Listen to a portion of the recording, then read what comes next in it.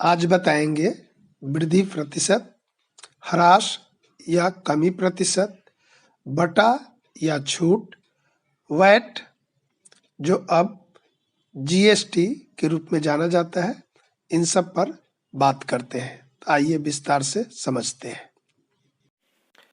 नमस्कार, डिजी स्कूल में स्वागत है। जैसा कि कल बताए थे कि प्रतिशतता के बारे में बताएंगे, उपयोग क्या होता है। तो जैसे है वृद्धि प्रतिशत या ह्रास या इसी को कमी प्रतिशत कहते हैं। जैसे हम लोग बार बार सुनते हैं कि पेट्रोल के मूल्य में इतना प्रतिशत वृद्धि हुई या मूल्य में कमी हुई। फिर दुकान में देखते हैं लिखा रहता है बोर्ड पर इतना प्रतिशत बट्टा मिलेगा या इतना प्रतिशत का छूट मिलेगा। तो वृद्धि प्रतिशत का मतलब है कि मूल्य में बढ़ जाना या जो संख्या है उसमें बढ़ोतरी, और ह्रास का मतलब है कि उसमें कमी होना। बटा जो है उसमें भी होता है अंकित मूल्य। यहाँ जो है अंकित मूल्य का मतलब है कि जो हम सामान लेते हैं या जो वस्तु खरीदते हैं उसके डब्बा पर या उस पर ही एक प्राइस मूल्य प्रिंट किया रहता है, उसी को बोलते हैं अंकित मूल्य।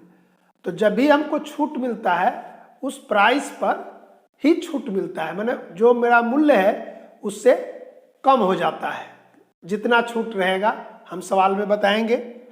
वैट जो है पहले सुनते होंगे कि कोई सामान लेने गए तो वैट क्या है। वैट तो वैट है वैल्यू एडेड टैक्स है, पहले लिया जाता था।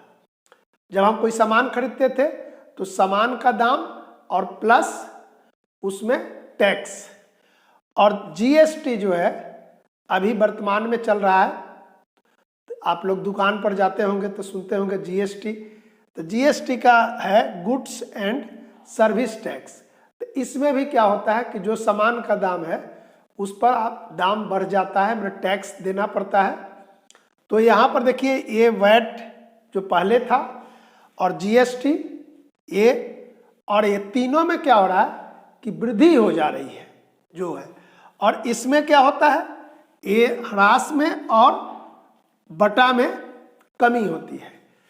तो हम समझ गए कि वृद्धि प्रतिशत का ही उपयोग है कहाँ पर, वैट में, जीएसटी में। और ये जो है कमी प्रतिशत का उपयोग कहाँ हो रहा है, बटा में। समझ गए। अंकित मूल्य का मतलब है कि जो सामान पर मूल्य लिखा रहता है। तब हम एक एक करके सवाल बताते हैं और इसको आप एक बार जरा सा देख लीजिए और नोट भी कर लीजिए। देखिए वृद्धि प्रतिशत का एक उपयोग पर सवाल है कि पेट्रोल के मूल्य में 5% की वृद्धि हुई तो वर्तमान मूल्य 60 रुपये प्रति लीटर है, तो नया मूल्य क्या होगा। कितने प्रतिशत की वृद्धि हो रही है, 5% का। तो लिखेंगे वृद्धि 60 रुपये का 5%। यहाँ निकालेंगे 60 गुना 5/100, 1 कटा 5 दूनी 10, 3। तो 3 रुपया क्या हुआ, 3 रुपये वृद्धि हो गई। तो नया मूल्य क्या होगा, नया मूल्य होगा 60 जोड़ 3 63 रुपये। समझ गए कि हम पहले निकाल लिए वृद्धि और जो पहले का मूल्य था उस मूल्य में उसको जोड़ दिए। अगर कमी होती तो 3 रुपया क्या होता, कम कर देते तो 60 में से 3 चला जाता, 57 रुपया होता। तो वृद्धि का मतलब यही हुआ। हम वृद्धि प्रतिशत देख लिए। अब कमी प्रतिशत पर एक सवाल है कि एक शहर की जनसंख्या 10,000 है और यदि इसमें 1 वर्ष बाद 2% की कमी हुई तो शहर की जनसंख्या ज्ञात कीजिए। तो अब लिखेंगे यहाँ पर कि जनसंख्या कमी तो 10,000 था, लिखेंगे 10,000 का 2%। अब यहाँ होगा 10,000 और गुना 2/100, कितना आ गया? 200। अब ये 200 क्या हो जाएगा जनसंख्या में? तो नया जो अभी शहर की जनसंख्या का होगी, शहर की जनसंख्या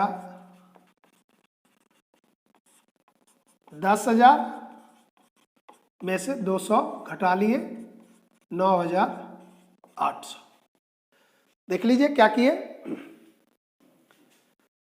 कि सबसे पहले क्या निकाले, जो कमी हो रही है उसको, और उस कमी को वर्तमान में जो था उसमें से उसको घटा कर लिए।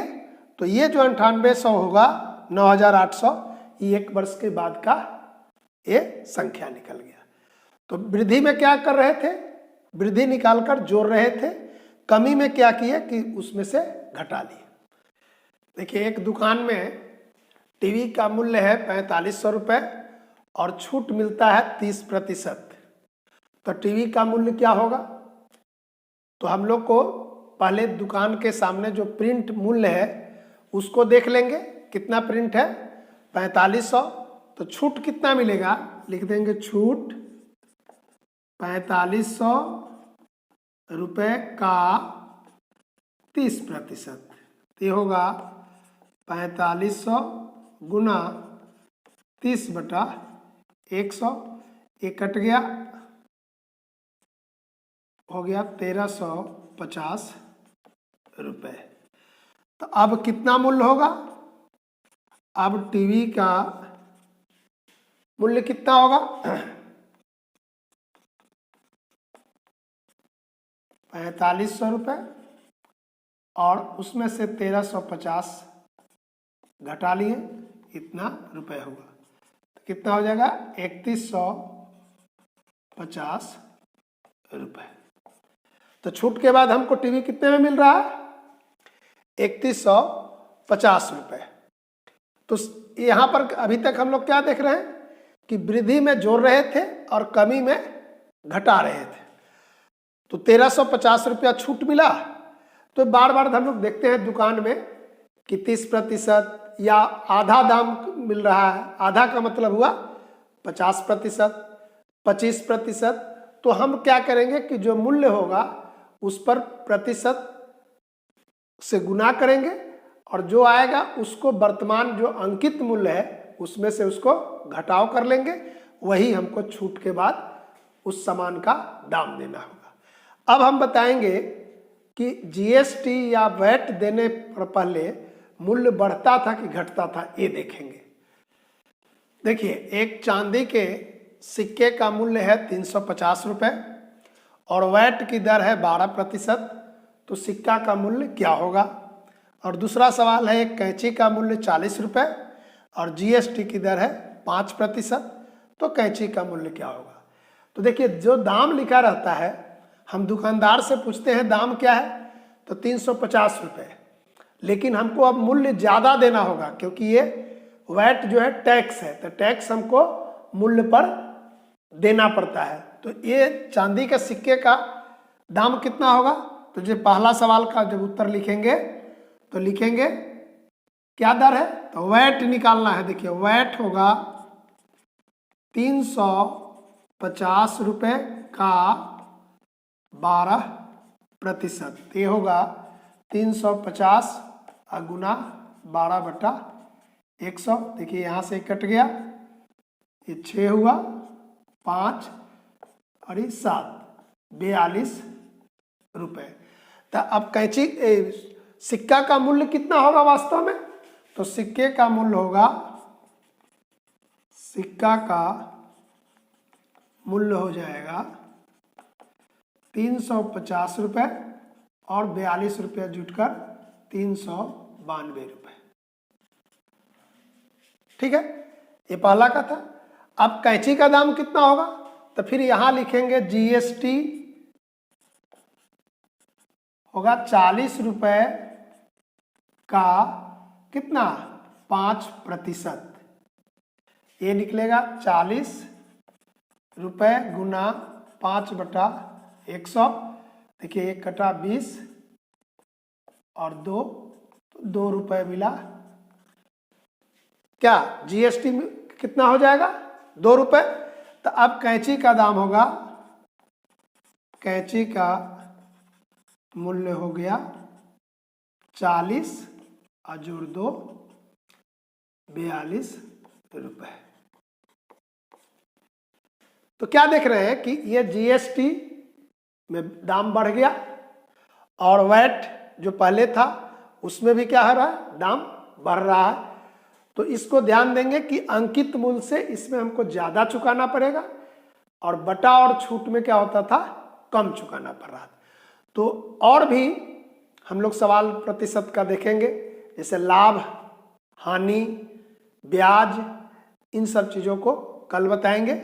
इसको आप नोट कर लें। और अब बाजार जाएंगे तो इस बात को ध्यान रखेंगे कि जीएसटी में हमको मूल्य ज़्यादा देना होगा, ठीक है, और छूट में हमको लाभ होता है, यानी कि दाम से हमको कम देना पड़ता है। नोट कर लीजिए। धन्यवाद।